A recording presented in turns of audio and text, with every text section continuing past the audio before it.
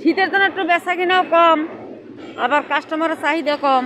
2000, 2500, 1500 এক দিন এক এক রকমের। ওই আমি আমার খাবার জোগাড় করি আর ওই বাচ্চায় ঘর ভাড়া দেয়, হে আবার 200 টাকা পাইছিলি। শীতের জন্য অনেক ক্ষতি হচ্ছে, যেহেতু সকালতে আইছি 1000-1200 ব্যস্ত থাকতাম, মনে হয় 500-600 বেচছি, মানুষ নাই। সাধারণ মানুষের জন্য শীতের কাপড়, শীতের জন্য যেটা পোশাক, তারপর কম্বল, আবার এই ধরেন খাবারেরও বাজারে দাম বাড়ছে, একটু কম হইলে ভালো হইতো। এখন সিজন কিন্তু অতিরিক্ত দাম বেশি। আমি যাই নাই কোনো সময়, আর সামনে বাজে তা আমাকেও দেয় না, অন্য অন্য লোকেরা দেয়, রাস্তায় যারা আছে কাঙ্গাল টাঙ্গাল তাকেও দেয়। না, আমরা কিছু পাইনি ভাই।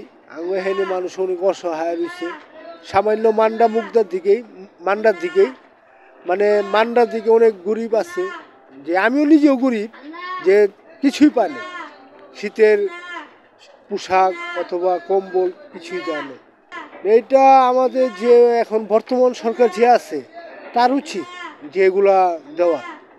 আমাদের শীতের কারণে আমরা গরিব মানুষ, শীতের কারণে বেচা কিনি নাই, একবার অর্ধেকের নামে বেশি নামেছে, একবারেই খারাপ, বেচা কিনি নাই। এমনি শীত, তার মধ্যে বেচা কিনি কম, আমরা গরিব মানুষ, অনেক সমস্যা।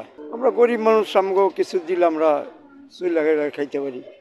আমাদের শীতের কষ্ট হয়, আজকে একটু শীত বেশি, আমাদের কম্বল টম্বল নাই, সোয়েটার টোয়েটার কোনো কিছু নাই, এই যে এরকম করে থাকি।